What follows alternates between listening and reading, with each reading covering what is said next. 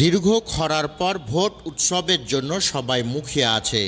আগামী নির্বাচন অন্তর্বর্তী সরকার প্রধানের ঘোষণা অনুযায়ী জাতীয় নির্বাচন অনুষ্ঠানের প্রস্তুতি নিচ্ছে কমিশন বলে জানিয়েছেন নির্বাচন commissioner brigadier general Abul Fazal Mohammad Sanaullah.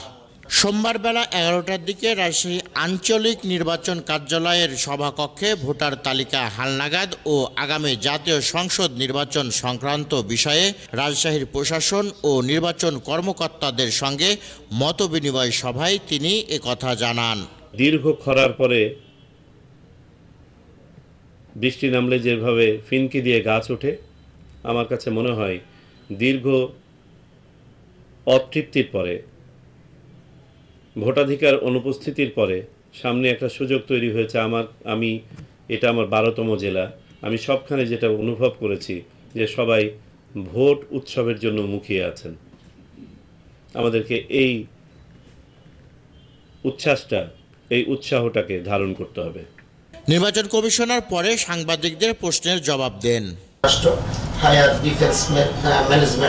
এ সময় নির্বাচন কমিশনার বলেন, সংস্কার কার্যক্রম সংক্ষিপ্ত আকারে হলে জাতীয় সংসদ নির্বাচন হবে আগামী ডিসেম্বরের মধ্যে।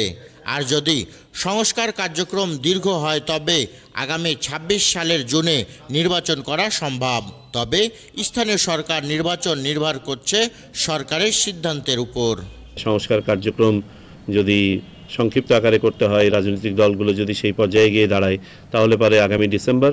আর যদি সংস্কার কার্যক্রমকে আরও একটু এক্সটেন্ডেডভাবে করতে দেওয়া হয়, তাহলে 26 সালের জুন মাসের মধ্যে নির্বাচন করা সম্ভব।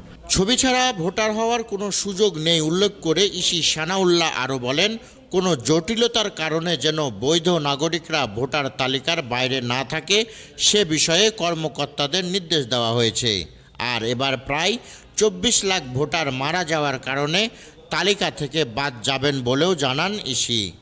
বর্তমান পদ্ধতিতে কিন্তু ওই ভোটার তালিকা নিয়ে খুব বেশি জালিয়াতি করার সুযোগ নাই, বিকজ এটা তো আমাদের একটা ডাটাবেজের মাধ্যমে এটা সেন্ট্রালি কন্ট্রোল হয়। আমরা বাড়ি বাড়ি যাওয়ার এই সিদ্ধান্তটা নিয়েছি, অন্যতম কারণ হচ্ছে এই যে মৃত ভোটারদেরকে বাদ দেয়া। তো আমরা যে এখন পর্যন্ত উপাত্ত আমি যেটা দেখতে পাচ্ছি, আপনি হয়তো ছিলেন না, আমি বলেছি যে যদি এটা 1.5% হয় তাহলে প্রায় 18 লক্ষ মৃত ভোটার কাটা পড়বে। আমরা দেখতে পাচ্ছি যে 1% অতিক্রম করে গেছে আরও 2-3 দিন আগেই, আমাদের যা তথ্য এই পর্যন্ত আমরা সংগ্রহ করেছি। তো আমাদের ধারণা এটা 1.5%ও হয়তো অতিক্রম করে যাবে। তো আমাদের যদি 12 কোটি ভোটার থাকে, 1.5% হলে মানে 18 লক্ষ, যদি 2% হয় 24 লক্ষ। তার মানে একটা বড় সংখ্যাটা এক্স্যাক্টলি কত হবে এটা হয়তো আজকের পরে গিয়ে আমরা যখন সব জিনিসগুলো সামারাইজ হবে তখন আমরা বলতে পারবো, বাট এটা একটা বড় সংখ্যা। সাংবাদিকদের আরেক প্রশ্নের জবাবে ইসি বলেন, বিগত দিনে ভোট জালিয়াতির সঙ্গে জড়িত নির্বাচন কর্মকর্তারা আইনের আওতায় আসবেন, কেউ আইনের ঊর্ধ্বে নয়।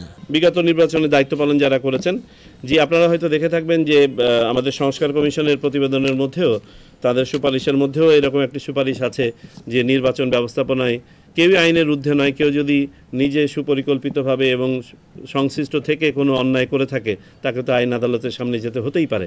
এবং এই ধরনের একটি বিষয় আমাদের সংস্কার কমিশনের সামনে নিয়ে এসছে। নির্বাচন কমিশনের বিষয় না, এটা আইন আদালতের বিষয়। যদি কখনো এটা নিয়ে সে ধরনের কোনো মুভ হয়, সেটা আপনারা তখনই দেখতে পাবেন। আমরা যারা বর্তমানে দায়িত্ব পালন করছি, আমরাও আইন আদালতের ঊর্ধ্বে নই। রাজশাহী আঞ্চলিক নির্বাচন কর্মকর্তা দেলোয়ার হোসেনের সভাপতিত্বে মত বিনিময় সভায় অন্যদের মধ্যে উপস্থিত ছিলেন রাজশাহী জেলা প্রশাসক আফিয়া আক্তার, জেলা পুলিশ সুপার ফারজানা ইসলাম সহ জেলা ও উপজেলা পর্যায়ের নির্বাচন কর্মকর্তারা। আব্দুল বাতেন, পদ্মা টাইমস।